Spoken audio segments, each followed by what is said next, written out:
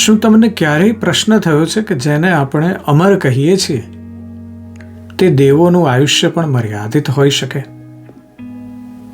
વ્યાસજી કહે છે કે જેમ મદારીના હાથમાં લાકડાની કઠપૂતળીઓ નાચે છે, તેમ બ્રહ્મા, વિષ્ણુ અને મહેશ પણ મહામાયાના ઈશારે નાચી રહ્યા છે. પુસ્તકોમાં ભલે તેમને અમર કહ્યા હોય, પણ વાસ્તવિકતામાં જેનો જન્મ થયો છે તેનું મૃત્યુ પણ નિશ્ચિત છે. અને એટલે જ દેવો પણ ભયભીત થાય છે. તેઓ પણ અનુક્રમે સુખ દુઃખ અનુભવે છે.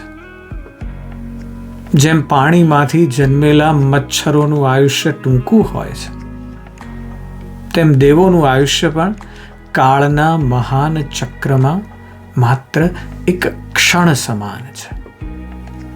અને આ કોઈ ડરામણી વાત નથી, પણ એક વિનમ્ર જાગૃતિ છે કે કોઈ પણ દેહધારી જીવ મહામાયાની ઈચ્છાથી પર નથી.